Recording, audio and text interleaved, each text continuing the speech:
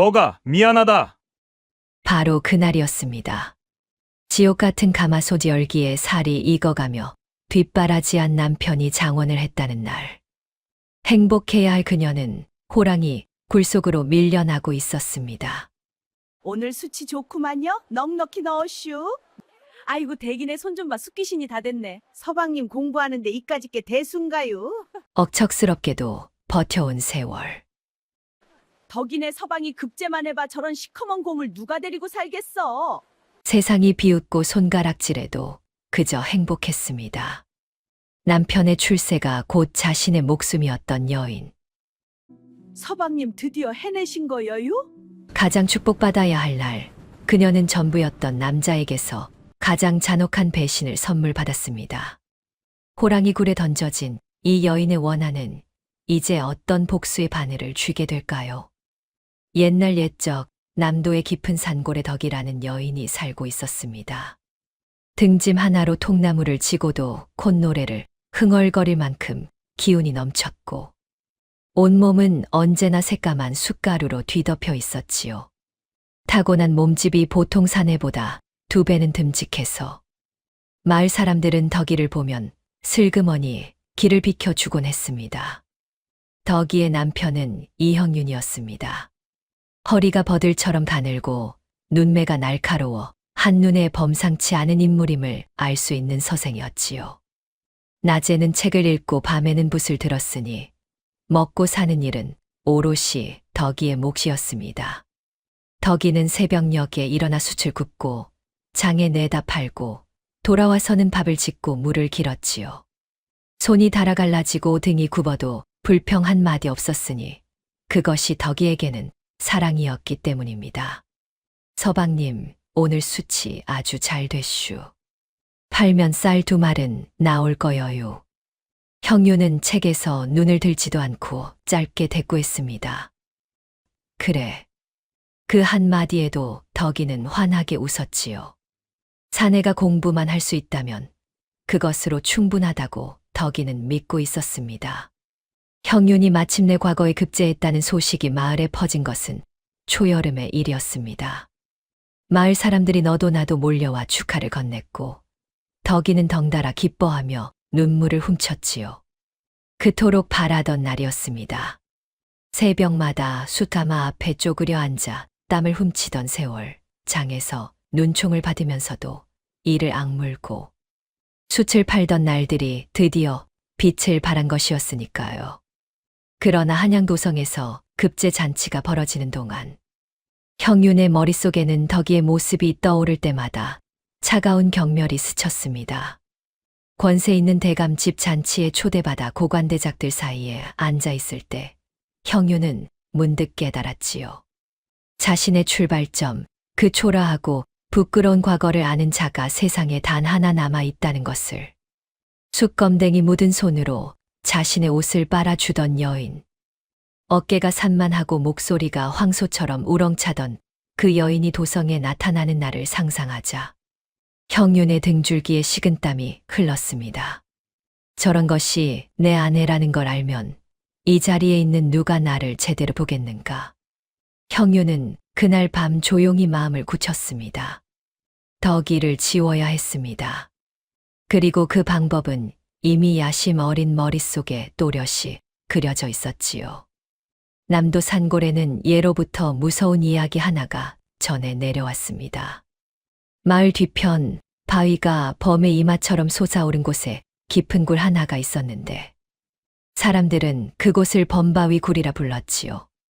아무리 담이 큰 산에라도 해가 기울기 시작하면 그 근처에는 얼씬도 하지 않았습니다.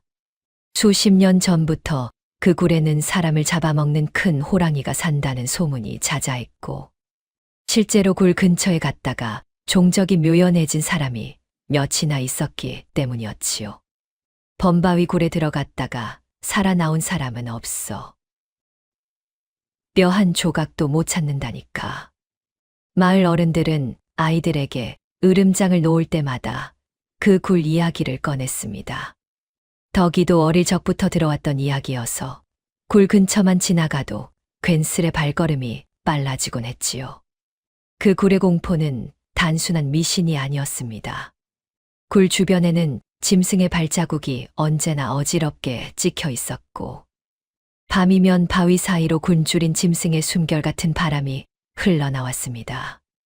마을 사람 누구도 감히 가까이 다가가 그 안을 들여다본 자가 없었으니 범바위 굴은 그렇게 오래도록 어둠 속에 봉인된 채로 있었지요.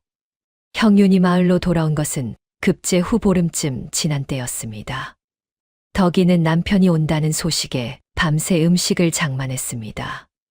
오랜만에 만나는 서방님이었으니 비록 변변찮은 살림이라도 정성껏 상을 차리고 싶었지요. 이른 아침부터 뒤안의 텃밭에서 채소를 뜯어오고 어렵게 장에서 사온 고기 한 근으로 국을 끓였습니다. 형유는 상 앞에 앉아 술잔을 들면서도 덕이의 얼굴을 제대로 보지 않았습니다. 그러나 덕이는 몰랐지요. 형윤의 눈빛에서 따뜻함 대신 차가운 계산이 움직이고 있다는 것을.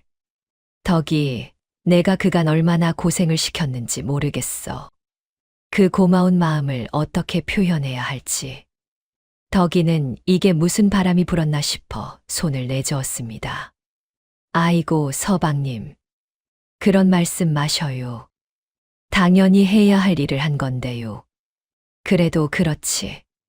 범바위 고갯마루에 명당 자리가 있다고 하더군. 거기서 치성을 한번 드리면 집안에 복이 들어온다고 해. 나와 함께 가주겠어. 치성이라는 말에 덕이는 두 눈이 반짝였습니다. 귀신보다 형윤을 더 사랑하던 덕이었지만 신령님께 복을 비는 일이라면 마다할 리 없었지요. 덕이는 솜저고리 위에 두꺼운 포를 걸치고 형윤의 뒤를 따라 산으로 올랐습니다. 산길은 가파르고 험했습니다. 가시덤불이 다리를 긁고 바위 틈에서 찬바람이 솟아올랐지요. 형윤은 앞서 걸으며 한 번도 뒤를 돌아보지 않았고 덕이는 묵묵히 그 뒤를 따랐습니다.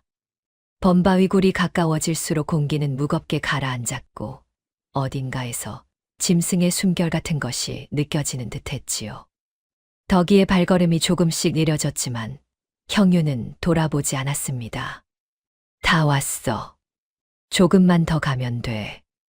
범바위 굴 앞에 섰을 때 덕이는 본능적으로 발을 멈추었습니다. 굴 입구에서 흘러나오는 냄새는 흙과 피와 짐승의 기름이 뒤엉킨 것이었고 그 안쪽의 어둠은 낮은데도 한치 앞이 보이지 않을 만큼 짙었지요. 덕이의 목덜미 털이 바짝 곤두서는 것을 형윤도 보았을 것입니다. 서방님, 여기가 맞아요? 이 굴에서 치성을. 그 말이 채 끝나기도 전이었습니다. 형윤이 두 손으로 덕이의 등을 힘껏 밀었습니다. 덕이는 앞으로 고꾸라지며 굴 속으로 굴러 떨어졌습니다. 바위에 이마를 부딪히고 어깨를 긁히고 무릎이 찢어졌지요. 굴러 내려가면서 덕이는 본능적으로 팔을 뻗어 무언가를 잡으려 했고 그 손이 형윤의 발목을 스치며 손톱으로 긁어버렸습니다. 형윤이 짧게 비명을 질렀지요. 덕이, 미안해. 차갑고 건조한 목소리였습니다. 어떤 감정도 실리지 않은 마치 짐 하나를 내려놓는 것 같은 목소리였지요. 쿵 하는 소리와 함께 굴 입구를 막는 거대한 바위가 굴러왔습니다. 어둠이 완전해졌습니다. 덕이는 그 어둠 속에서 눈을 떴습니다. 온몸이 쑤시고 이마에서 피가 흘러내렸지만 통증보다 더 먼저 온 것은 배신의 충격이었지요. 그 충격이 가슴을 짓누르는 동안 어둠 저 깊은 곳에서 무언가가 움직이기 시작했습니다. 번쩍 두 개의 빛이 떠올랐지요. 굶주린 짐승의 눈빛이었습니다. 덕이는 천천히 몸을 일으켰습니다. 등이 벽에 닿고 손에 돌멩이 하나가 잡혔지요. 공포보다 먼저 분노가 차올랐고 그 분노가 덕이의 온몸을 단단하게 만들었습니다. 살아야 한다. 호랑이는 처음에는 굶주림에 미쳐 덤벼들었습니다. 어둠 속에서 발톱이 덕이의 어깨를 스치고 송곳 같은 이빨이 귀 옆 허공을 갈랐지요. 덕이는 뒤로 물러서지 않았습니다. 오히려 호랑이의 덩치를 가늠하면서 더 낮게 몸을 웅크렸지요. 숯가마 앞에서 단련된 팔뚝은 오래전부터 이런 순간을 위해 있었던 것처럼 단단했습니다. 호랑이가 두 번째로 달려들었을 때 덕이는 옆으로 굴러 피하면서 있는 힘을 다해 호랑이의 목덜미를 움켜쥐었습니다. 잔뜩 부풀어 오른 근육이 호랑이의 숨통을 조여들었지요. 호랑이가 버둥거리며 포효했지만 덕이는 놓지 않았습니다. 손 안에 서린 숯가루가 호랑이의 눈 속으로 파고들었고 눈이 따가워진 호랑이가 뒷걸음질을 쳤습니다. 그 틈에 덕이는 굴벽으로 몸을 피했습니다. 숨이 거칠게 흘러나왔지요. 아직 끝나지 않았습니다. 호랑이는 저만치서 으르렁대며 기회를 노리고 있었고 덕이의 손에는 숯가루가 묻은 주먹 외에는 아무것도 없었지요. 형윤의 차가운 목소리가 귓가에 맴도는 동안 덕이는 눈물 한 방울 흘리지 않았습니다. 그 눈물은 나중에 흘려도 늦지 않았지요. 지금은 살아남는 것이 먼저였습니다. 살아서 나가야 한다. 기필코 굴 안쪽 깊은 곳에서 연기가 피어올랐습니다. 덕이는 처음에 그것이 환각인 줄 알았습니다. 그러나 연기는 점점 짙어졌고 낯선 약초 냄새가 굴 안에 퍼지기 시작했지요. 호랑이가 갑자기 몸을 낮추더니 귀를 뒤로 접었습니다. 그 덩치 큰 짐승이 조금씩 물러서는 것을 보며 덕이는 어리둥절해졌지요. 연기 속에서 작은 사람 하나가 걸어 나왔습니다. 눈주름이 깊고 허리가 굽은 노파였습니다. 그러나 걸음새가 흔들리지 않았고 호랑이를 바라보는 눈빛은 마치 버릇없는 고양이를 꾸짖는 것처럼 태연했지요. 노파의 손에는 불씨를 담은 작은 향로가 들려 있었는데 그 향로에서 나오는 연기가 호랑이를 물러서게 하는 것이 분명했습니다. 짐승보다 못한 놈한테 버려진 짐승이 하나 더 들어왔구나. 노파가 덕이를 보며 혼잣말처럼 중얼거렸습니다. 덕이는 말문이 막혔지요. 이 굴 안에 사람이 있으리라고는 상상도 못했기 때문이었습니다. 어르신은 여기서 어떻게 앉아? 그 상처부터 씻어야지. 노파는 품 안에서 꺼낸 약초 뭉치를 일깨어 덕이의 이마에 붙여 주었습니다. 쓴 냄새가 코를 찔렀지만 신기하게도 통증이 가라앉기 시작했지요. 노파의 이름은 조씨였습니다. 스스로를 조노파라 불렀지요. 이 굴 안쪽 깊은 곳에는 외부와 연결된 좁은 통로가 있었는데 그 통로를 따라가면 빗물이 고이는 샘과 산나물이 자라는 비탈로 나갈 수 있었습니다. 조노파는 그 통로로 식량을 구하고 굴 안에서 약초를 다리며 오랜 세월을 버텨왔지요. 더욱이 평생 약초를 다루며 몸에 밴 특유의 기운이 호랑이조차 가까이 오지 못하게 한다는 것을 깨달은 뒤로는 오히려 이 굴이 누구도 침범하지 못하는 안전한 은신처가 되었다고 했습니다. 억울한 일을 당한 개로구나. 노파가 덕이의 눈을 가만히 들여다보며 말했습니다. 덕이는 고개를 끄덕였습니다. 말로 꺼내기도 전에 눈물이 쏟아졌지요.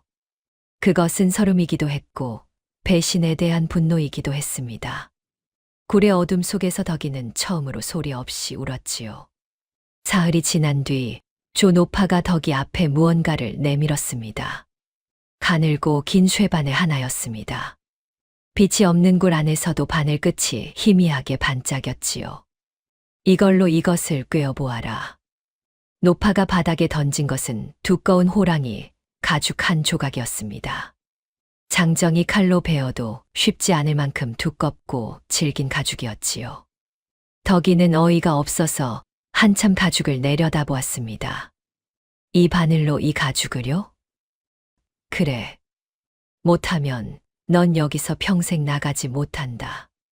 덕이는 입술을 꾹 다물고 바늘을 들었습니다. 가죽의 바늘 끝을 댔지만 흠집 하나 내지 못하고 튕겨나갔지요.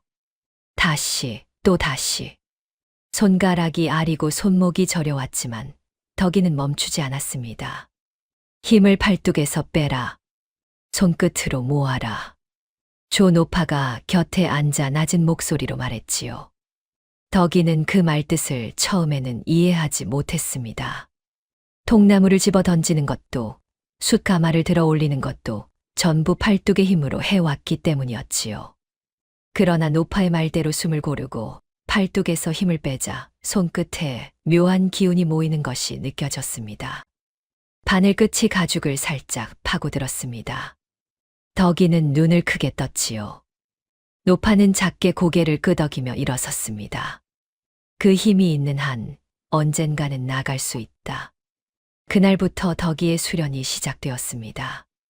날이 밝으면 바늘을 잡고 날이 저물면 약초를 다리는 노파의 곁에 앉았지요.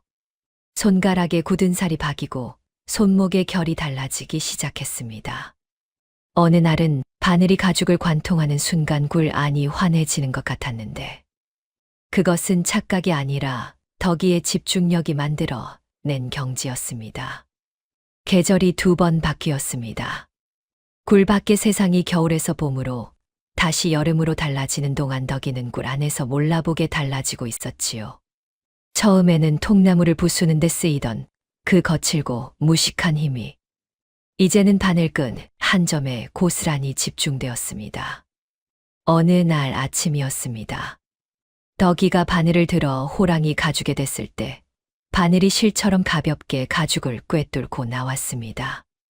아무런 저항도 없이 마치 비단을 뚫는 것처럼 덕이는 한동안 바늘을 바라보았지요. 노파도 그 자리에서 말이 없었습니다. 그날 이후 호랑이도 달라졌습니다. 굴 안에서 오래 지내는 동안 덕이를 적으로 여기지 않게 된 탓도 있었지만 그보다는 덕이에게서 풍기는 기운이 달라진 것을 짐승이 먼저 알아챈 것이었지요. 호랑이는 더 이상 으르렁대지 않았습니다.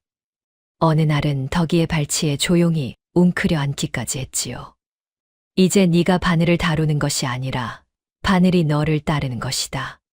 조 노파가 낮게 말했습니다. 덕이는 그 말의 무게를 오래 곱씹었지요. 수련을 거듭하는 동안 덕이의 손에는 자연스럽게 실이 꿰어지기 시작했습니다. 노파가 굴 안쪽 통로 근처에서 구해온 쑥과 맨드람이 뿌리로 색을 들인 실이었지요. 처음에는 그저 가죽을 꿰매는 연습이었지만 어느 순간부터 덕이의 손끝에서 그림이 피어났습니다. 산, 구름, 물새, 그리고 호랑이. 덕이가 이 굴에서 매일 눈으로 보아온 것들이 실 위에 살아났지요. 굴 안의 차가운 습기는 처음에는 고통이었습니다. 뼈가 시리고 피부가 터지는 것 같았지요. 그러나 조 노파가 매일 다려주는 약초탕을 마시고 굴 안쪽 샘물로 씻기를 거르지 않자 이상한 일이 벌어지기 시작했습니다. 오랫동안 숯가루와 땀에 절어 두꺼워진 피부가 서서히 벗겨지고 그 아래에서 다른 결의 살갗이 드러나기 시작한 것이었지요. 덕이의 몸이 달라지는 것을 처음 알아챈 것은 조 노파였습니다. 아이고, 이것을 보아라. 노파가 놀라운 반 감탄 반의 목소리로 말했지요. 덕이가 내려다보니 거칠고 검던 손등이 어느새 윤기 있고 단단한 빛으로 변해 있었습니다. 숯가루가 씻겨 나간 자리에 드러난 피부는 생각보다 훨씬 결이 고왔지요. 몸집도 달라졌습니다. 굴 안에서의 생활은 기름진 음식을 끊고 약초와 산나물로만 버티는 것이었으니 몸에 쌓였던 무거운 살들이 빠져나가고 대신 수련으로 다져진 단단한 근육이 남았지요. 어깨가 좁아진 것이 아니라 반듯하게 정돈되었고 전에는 투박하게 보이던 몸의 윤곽이 힘차고 우아하게 변해 있었습니다. 덕이는 굴 안쪽 샘물에 비친 자신의 얼굴을 오래 들여다보았습니다. 낯설었지요. 그러나 낯선 것이 나쁘지 않았습니다. 오히려 이제야 진짜 자신을 만나는 것 같은 기분이 들었지요. 어르신, 저는 다시 나갈 수 있을까요? 나가야지. 그래야 할 일이 남아 있으니까. 조 노파는 덕이를 바라보며 말했습니다. 그 눈빛에는 단순한 위로를 넘어서는 무언가가 담겨 있었지요. 마치 오랜 세월 기다려온 것을 마침내 발견한 사람의 눈빛처럼. 굴 안에서 보낸 세월이 3년에 가까워졌을 무렵이었습니다. 조 노파가 어느 날 좁은 통로를 통해 돌아오면서 얼굴빛이 굳어 있었지요.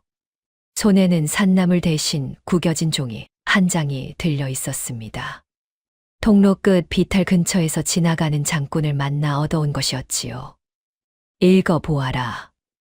덕이가 받아든 종이에는 도성의 소식이 적혀 있었습니다. 이영윤이 참판 자리에 올랐다는 것, 권세 높은 대감의 딸과 혼인을 올렸다는 것, 그리고 그가 산속에서 잃어버린 조강지처를 위해 제를 올렸다는 이야기가 적혀 있었지요. 불행한 선비가 호랑이에게 아내를 잃었으나 슬픔을 딛고 나라에 충성한다는 너무도 아름다운 거짓말이었습니다. 덕이의 손이 종이를 구기기 시작했습니다. 부들부들 떨리는 손끝이 손 안의 종이를 천천히 조각내고 있었지요. 분노가 눈물보다 먼저 왔습니다. 배신이 배신으로 끝나지 않고 포상받고 있다는 사실이 굴의 어둠보다 더 진하게 덕이의 눈앞을 가렸습니다. 그것을 지켜보던 조 노파가 조용히 자리에 앉았지요. 이제는 말할 때가 됐구나. 노파의 목소리가 낮고 묵직하게 가라앉았습니다. 덕이는 고개를 들었지요. 나는 원래 이 굴에 스스로 들어온 것이 아니다. 이영윤 집안 사람들이 나를 이리로 몰아넣었느니라. 덕이는 말문이 막혔습니다. 조 노파는 과거를 꺼냈습니다. 조 노파의 본래 이름은 조연화. 왕실 자수방에서 50년 가까이 일하며 술을 놓아 온 상궁이었습니다. 그런데 이영윤의 집안이 왕실과 가까워지려는 야욕에서 조 노파를 모함했고, 증거도 없이 왕실에서 쫓겨난 노파는 결국 아무도 찾지 않는 이 굴까지 밀려났던 것이지요. 이영윤의 집안이 조 노파를 거는 데 쓴 방법은 단순했습니다. 왕실 자수 비단을 훔쳤다는 거짓 고발이었지요. 나는 그자들에게 삶을 빼앗겼고 너는 그자에게 목숨을 빼앗길 뻔했다. 노파의 눈에 오래 묵은 서러움이 번졌지만 목소리는 흔들리지 않았습니다. 그러니 이제 내가 가진 것을 모두 너에게 줄 것이다. 그날 밤 조 노파는 덕이 앞에 오색실 한 타래를 내놓았습니다. 붉고 푸르고 노랗고 희고 검은 실이 곱게 타래로 감겨 있었지요. 굴 안에서 약초즙과 광물 가루로 색을 들인 것이었는데 빛이 없는 곳에서도 실마다 고유한 빛깔이 살아있는 것 같았습니다. 내 이름은 이제 연주다. 노파가 말했습니다. 연주. 연꽃은 진을 속에서 피어나지. 구슬은 어둠 속에서도 빛을 잃지 않고 너는 그 둘을 모두 품고 있다. 덕이는 아니 연주는 그 이름을 한동안 혀 위에 얹어 두었습니다. 낯설었지만 싫지 않았지요. 숯검댕이 속에 파묻혀 있던 무언가가 그 이름과 함께 드디어 세상 밖으로 나오는 것 같았습니다. 그날 이후 조 노파는 연주에게 자수의 진술을 전했습니다. 단순히 실을 꿰고 무늬를 놓는 것을 넘어서 실의 꼬임 방향과 놓는 각도에 따라 빛이 달리 반사되어 하나의 천에서 두 가지 그림이 보이게 되는 비기, 이른바 이중수월 종수였지요. 왕실 자수방에서도 조 노파만이 알고 있었던 기법이었습니다. 햇빛 아래에서는 꽃밭이 보이고 그늘 아래서는 그 꽃밭 안에 숨겨진 다른 그림이 모습을 드러내는, 보는, 이의 눈과 빛의 각도에 따라 달리 읽히는 신묘한 기술이었지요. 이것을 배우는데 나는 20년이 걸렸다. 네가 몇 년이나 걸릴지는 모르지만 노파의 눈빛이 흔들렸습니다. 가르쳐 줄 사람을 오랫동안 기다려 온 사람의 눈빛이었지요. 연주는 고개를 숙여 저를 올렸습니다. 반드시 제대로 써 보이겠습니다. 이중수를 익히는 것은 바늘 수련보다 몇 배는 더 어려웠습니다. 실 한 올의 꼬임 방향이 달라지면 빛이 반사되는 각도가 달라지고 그 미묘한 차이가 쌓여 전혀 다른 그림을 이루어야 했지요. 눈이 아프고 손가락이 저려와도 연주는 쉬지 않았습니다. 어떤 날은 노파가 잠이 든 뒤에도 홀로 앉아 실을 꿰고 또 꿰었지요. 그러던 어느 날 밤이었습니다. 연주가 완성한 수 한 폭을 굴 안쪽 샘물 위에 비추었을 때, 물 위의 반사광과 직접 바라보는 빛에서 각각 다른 그림이 선명하게 드러났습니다. 하나는 산과 구름이었고, 다른 하나는 그 산 속에서 웅크린 호랑이였지요. 연주는 그 폭을 가슴에 꼭 끌어안았습니다. 눈물이 났습니다. 그러나 이번의 눈물은 굴에 처음 떨어지던 날 흘린 것과는 달랐지요.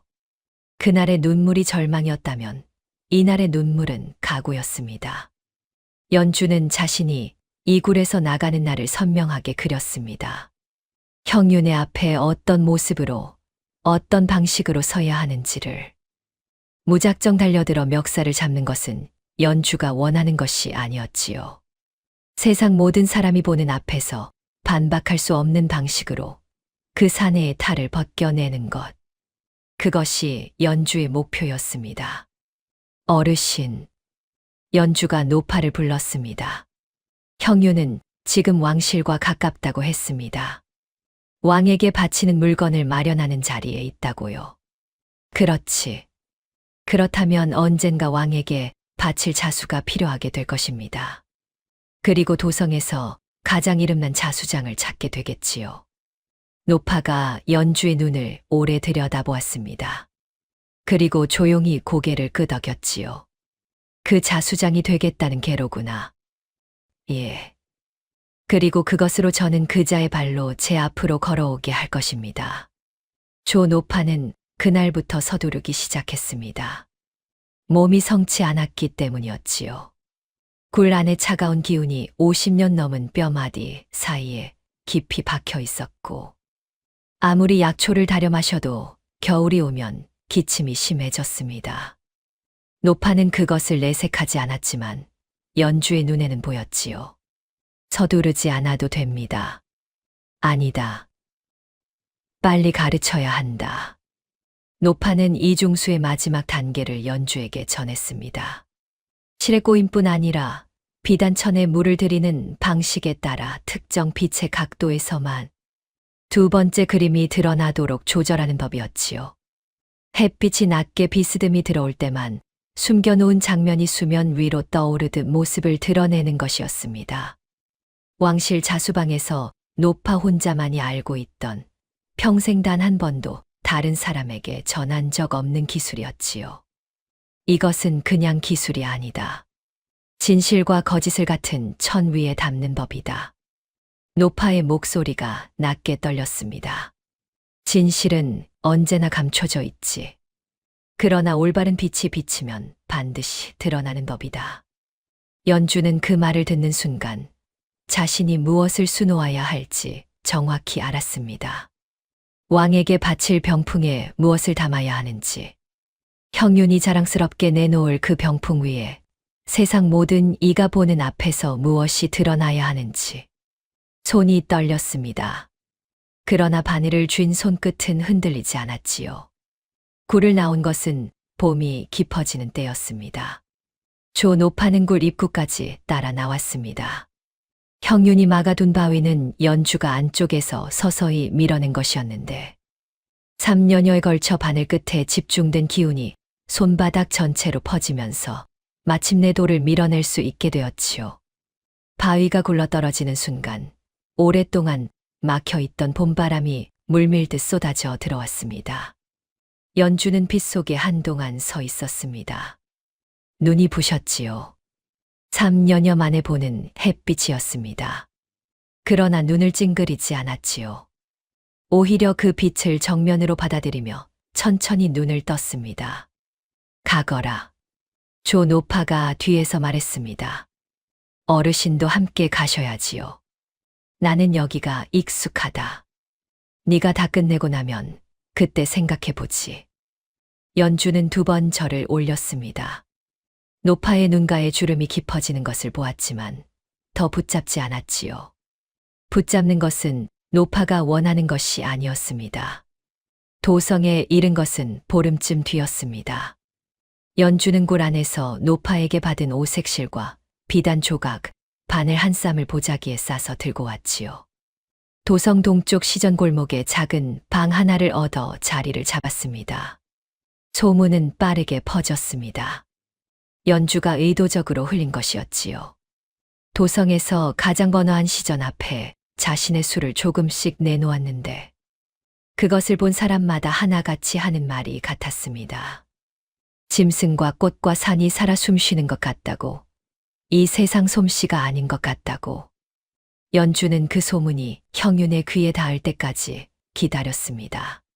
조급하지 않았지요. 기다리는 법은 굴 안에서 충분히 배웠으니까요. 이형윤이 연주를 찾아온 것은 도성에 온 지 6달쯤 지난 어느 가을 낮이었습니다. 왕의 환갑 잔치에 올릴 진상품 목록에 범, 사냥 병풍이 올라 있었고 그 자리에 책임을 맡은 형윤이 도성에서 가장 이름난 자수장을 찾다 연주에게 이른 것이었지요. 형윤은 자신이 얼마나 위험한 곳으로 발을 들이고 있는지 꿈에도 몰랐을 것입니다. 연주는 형윤이 문 앞에 들어서는 것을 보았습니다. 변한 것도 달라진 것도 없었지요. 여전히 허리가 가늘고 눈매가 날카롭고 의관이 단정했습니다. 그러나 연주의 눈에는 그 단정함 뒤에 숨겨진 것이 보였지요. 빈틈을 재는 눈빛, 이득을 계산하는 인매, 감정을 숨기는데 익숙한 표정. 연주는 조용히 차를 내왔습니다. 형윤은 눈앞의 여인을 바라보았지요. 가늘고 단정한 손가락, 등이 곧고 눈빛이 조용하고 말투에 흔들림이 없는 여인. 어딘가 낯이 익은 것 같기도 했지만 형윤은 그 기시감의 정체를 끝까지 알아채지 못했습니다. 자신이 굴에 던져버린 숯검댕이, 묻은 거구와 눈앞에 우아한 자수장을 같은 사람으로 볼 수 있는 능력이 형윤에게는 애초에 없었지요. 사람을 볼 때 허물만 보았으니 허물이 바뀌면 사람을 모자라 보는 것이 당연했습니다. 자수장이 바로 그대요? 예. 왕의 환갑 잔치에 바칠 범, 사냥 병풍을 부탁하고 싶소. 호랑이가 윗에 있어야 하고 화면 전체가 살아있는 듯 해야 하오. 만들 수 있습니다. 형윤이 자리에서 일어서며 손을 뻗었을 때 연주는 그 손을 피하지 않고 그저 찻잔을 들어 내밀었지요. 형윤의 손등에 오래된 흉터 하나가 있었습니다. 낡아서 희게 바랜 손톱 자국처럼 생긴 상처였지요. 연주는 그 흉터를 눈으로 확인하며 조용히 속으로 셌습니다. 아직 남아있구나. 왕실 환갑 잔치는 늦가을 궁궐 정전 앞들에서 열렸습니다. 고관대작들이 예복을 갖추어 입고 열을 맞추어 늘어섰고 악사들의 연주가 마당을 가득 채웠지요. 연주가 만든 범 사냥 병풍은 진상품들 가운데 가장 마지막에 모습을 드러냈습니다. 6폭짜리 대형 병풍이었는데 펼쳐지는 순간 그 자리에 있던 모든 이가 숨을 삼켰지요. 산이 살아 있었습니다. 나무 한 그루, 바위 하나까지 살아 숨쉬는 것 같았고 병풍 한가운데에 호랑이는 당장이라도 걸어 나올 것처럼 기운이 넘쳤습니다. 왕이 자리에서 일어나 가까이 다가가 살펴볼 만큼 훌륭했지요. 이런 솜씨는 처음 보는구나. 자수장을 앞으로 불러라. 형윤은 그 자리에서 가슴을 펼 수 있었습니다. 자신이 찾아온 자수장이 왕의 칭찬을 받는 것이었으니까요. 그러나 그 득이양양함은 오래가지 않았습니다. 햇빛이 달라졌습니다. 늦가을의 낮은 태양이 서쪽으로 기울며 병풍을 비스듬히 비추기 시작하자 병풍 위의 그림이 서서히 달라지기 시작했지요. 호랑이가 사람을 향해 달려드는 장면이 물러나고 그 자리에 다른 그림이 드러났습니다. 산속굴 앞이었습니다. 한 사내가 두 손으로 여인의 등을 밀고 있었고 여인은 앞으로 고꾸라지고 있었지요. 사내의 얼굴은 선명하게 수놓아져 있었는데 그것이 누구인지는 가까이서 보는 사람이라면 단박에 알아볼 수 있었습니다. 이형윤이었습니다. 연회장이 술렁이기 시작했습니다. 왕이 눈살을 찌푸리며 병풍을 다시 바라보았지요. 형윤의 얼굴이 하얗게 질렸습니다. 그러나 더 일어서지도 부인하지도 못하는 사이 연주가 앞으로 걸어 나왔습니다. 당당하고 조용하고 흔들림이 없었습니다. 사람들이 길을 비켜주었지요. 연주는 형윤의 앞에 서서 말했습니다. 병풍의 수노인 것은 허구가 아닙니다. 형윤이 이를 악물었습니다. 자수장, 그 말은 3년 전 이 사내는 자신의 아내를 범바위 굴로 데려가 밀어 넣었습니다. 아내가 손으로 빠져나오지 않으려 한 것을 발로 차서 굴 안으로 떨어뜨리고 바위로 입구를 막았지요. 그 아내가 이 자리에 있습니다. 연회장이 고요해졌습니다. 왕이 천천히 형윤을 바라보았지요. 형윤은 웃으려 했습니다.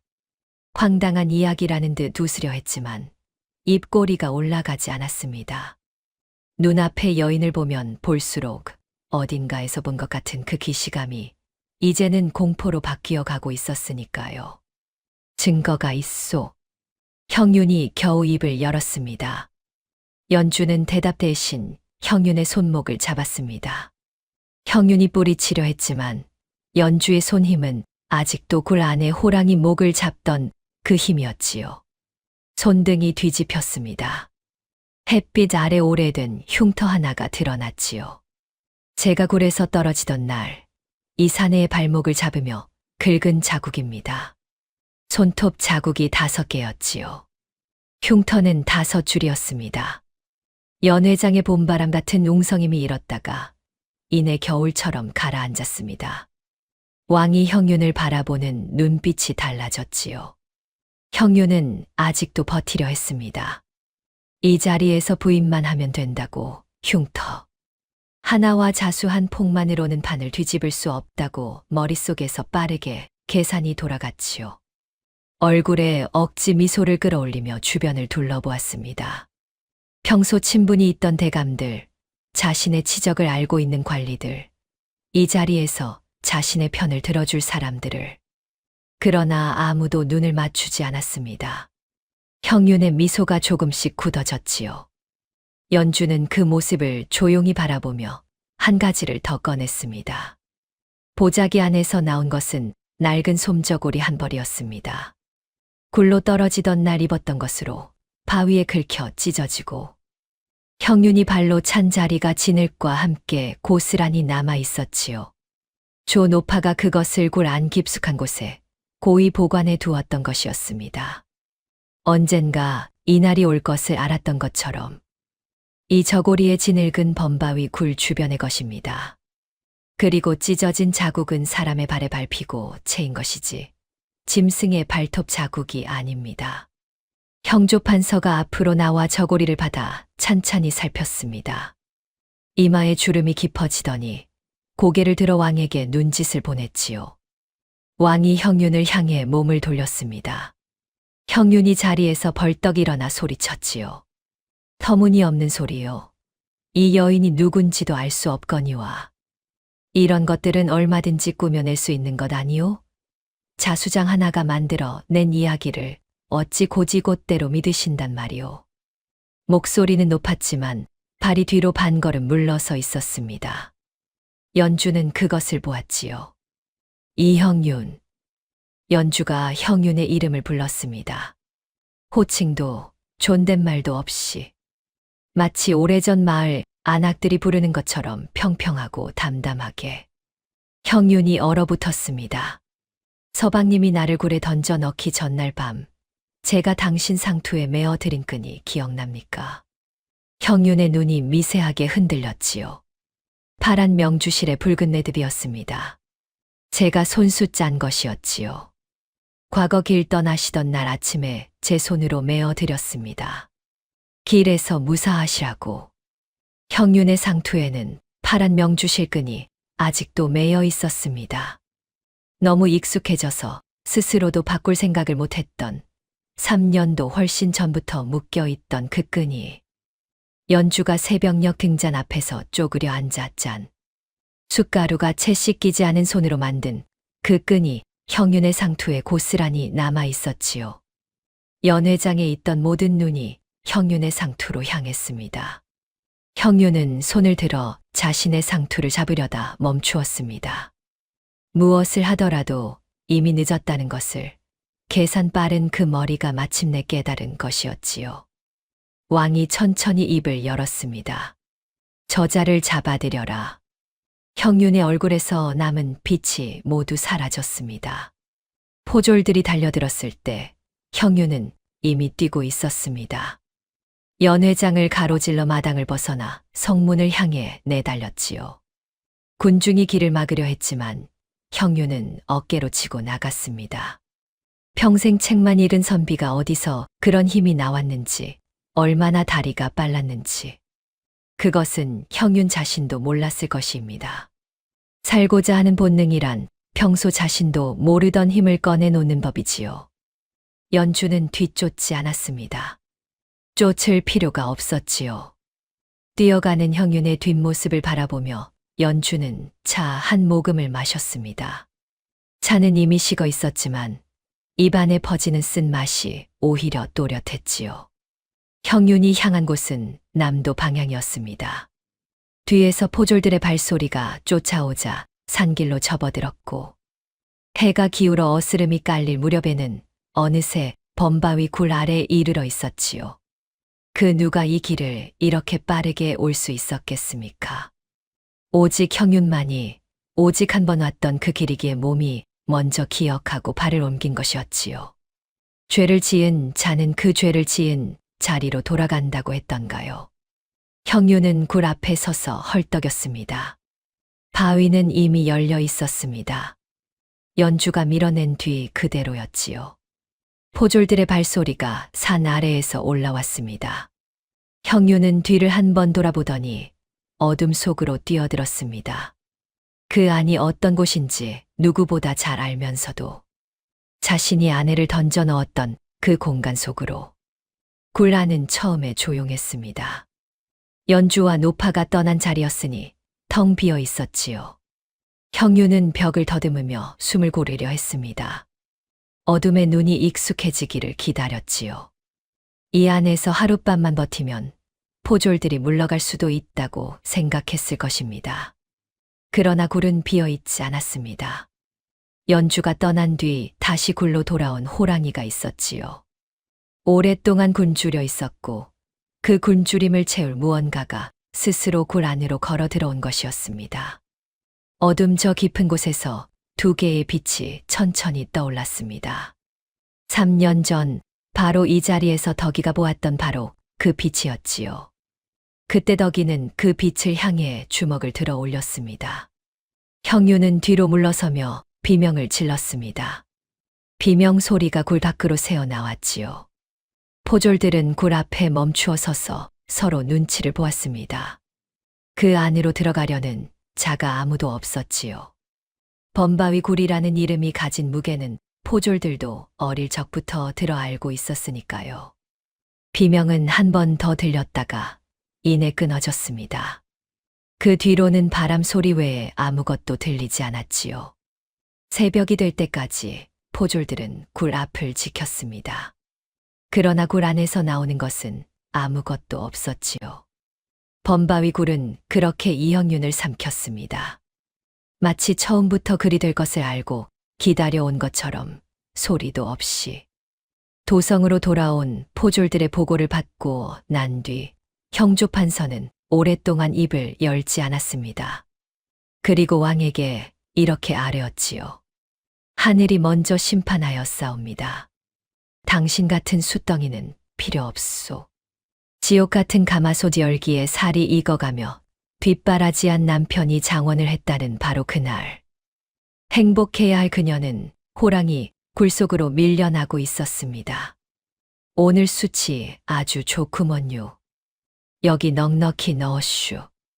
아이고 덕이네 손 좀 봐. 숫귀신이 다 됐네. 서방님 봉부하는데 이까짓 게 대수인가요? 서방님만 믿고 버텨온 세월. 덕이네 서방이 급제만 해봐. 저런 시커먼 곰을 누가 데리고 살겠어. 세상이 비웃고 손가락질해도 행복했던 여인 남편의 출세가 곧 자신의 목숨이었습니다. 서방님, 드디어 해내신 거여유? 가장 축복받아야 할 날, 그녀는 전부였던 남자에게서 가장 잔혹한 배신을 선물 받았습니다. 호랑이 굴에 던져진 이 여인은 과연 어떻게 될까요? 연주는 그 소식을 도성에서 들었습니다. 포졸이 돌아와 고한 것을 형조에서 왕에게 보고했고, 그 내용이 도성 안에 퍼지는 데는 하루도 걸리지 않았지요. 사람들은 저마다 한마디씩 보탰습니다. 하늘이 무섭지 않느냐고, 사람이 사람을 짐승에게 바치면 자신도 짐승에게 먹히는 것이라고. 연주는 그 말들을 듣지 못한 척하며 작업방 안에 앉아 바늘을 쥐고 있었지요. 울지 않았습니다. 웃지도 않았습니다. 다만 손 안에 바늘을 한번 천천히 쥐었다가 천 위에 내려놓았지요. 왕은 조강지처를 굴에 던져 넣고 거짓 행세로 출세한 자의 죄를 공문으로 밝혔습니다. 이형윤의 관직과 치적은 모두 지워졌고 그 집안의 재산은 나라로 환수되었지요. 형윤의 집안 중 그 일을 알고도 모른 척한 자들도 하나둘 불려 나갔습니다. 그리고 연주에게는 자수장으로서의 이름을 공식으로 인정한다는 어명이 내려졌지요. 연주는 그 문서를 두 손으로 받아 가슴 높이로 들었습니다. 한참 동안 그렇게 들고 있었지요. 이 문서를 받기 위해 굴 안에서 얼마나 긴 밤을 버텼는지, 손끝이 피가 나도록 바늘을 쥐었는지, 그 시간의 무게가 두 손 사이에 고스란히 담기는 것 같았습니다. 그리고 연주는 그 문서를 도성에 두고 떠났지요. 산 위로 돌아갔습니다. 조 노파는 굴 안쪽 향로 앞에서 약초를 다리고 있었습니다. 연주가 굴 입구에 나타나자 노파가 고개를 들었지요. 오랫동안 바라보았습니다. 연주의 얼굴을, 눈빛을, 손을. 그 3년여 동안 굴 안에서 바라보던 얼굴과 지금의 얼굴이 어떻게 달라졌는지를 노파만이 알 수 있는 방식으로 읽어내는 것 같았지요. 다 됐느냐? 예. 고생했다. 그것이 전부였습니다. 더 이상의 말은 필요하지 않았지요. 연주는 노파의 곁에 앉아 약초 냄새를 맡았습니다. 굴 안의 차갑고 묵직한 공기가 이상하게도 도성의 어느 곳보다 편안하게 느껴졌지요. 호랑이가 어둠 속에서 천천히 걸어 나왔습니다. 연주를 알아보고 귀를 낮추었지요. 연주는 손을 뻗어 호랑이의 이마 위에 가만히 얹었습니다. 차갑고 묵직한 털의 감촉이 손바닥 전체로 전해졌지요. 그 감촉이 굴에 처음 떨어지던 날, 이 짐승과 맞닥뜨렸던 공포와 겹쳐지면서 연주는 비로소 실감했습니다. 그 공포가 있었기에 지금의 자신이 있다는 것을. 이후의 삶은 도성에서의 것과는 달랐습니다. 가끔 도성에서 자수를 청하는 자가 오면 받아주었지만 먼저 내려가지는 않았습니다. 봄이 오면 굴 바깥 비탈에 새풀이 돋고, 여름이면 좁은 통로 끝에서 산 냄새를 머금은 찬 바람이 들어왔지요. 가을에는 단풍이 굴 입구 주변을 물들이고, 겨울이 오면 조 노파와 나란히 앉아 향로 앞에서 약초를 다렸습니다. 그 사이에도 연주의 바늘은 쉬지 않았지요. 오색실로 수놓은 것들이 하나둘 쌓여갔습니다. 산이 있었고, 구름이 있었고, 물새가 있었고, 그 모든 것을 고요히 내려다보는 호랑이가 있었지요. 어느 해봄, 연주는 굴 안에서 폭 하나를 완성했습니다. 그것은 병풍처럼 화려한 것이 아니었지요. 손바닥만 한 비단, 조각 위에 수놓은 작은 것이었습니다. 굴 하나가 있고 그 굴 앞에 봄빛이 닿아 있었지요. 굴 안에서 꽃이 피어 있었습니다. 빛의 각도가 달라지면 다른 그림이 드러나도록 이중수로 놓은 것이었는데, 그 두 번째 그림은 두 여인이 나란히 앉아 있는 모습이었지요. 연주는 그 폭을 조 노파의 무릎 위에 올려놓았습니다. 노파는 오랫동안 그것을 바라보다가 말했지요. 잘 놓았다. 그 한마디가 연주에게는 어떤 상장이나 어명보다 무거웠습니다. 사람의 탈을 쓰고도 짐승보다 못하게 사는 자가 있습니다. 짐승의 굴 속에서도 사람답게 버티고 피어나는 자가 있지요. 연주는 그 둘을 모두 보았습니다. 그리고 자신이 어느 쪽이어야 하는지를 숫바늘 하나로 증명해 보였습니다. 진을 속에서도 연꽃은 피어나고 어둠 속에서도 구슬은 빛을 잃지 않는다는 것을 범바위 굴이 가장 잘 알고 있었지요. 다음 영상을 빠르게 만나보시려면 좋아요와 구독을 눌러주세요. 그럼 더 재미있는 영상으로 찾아뵙겠습니다. 모두 행복한 하루 보내세요.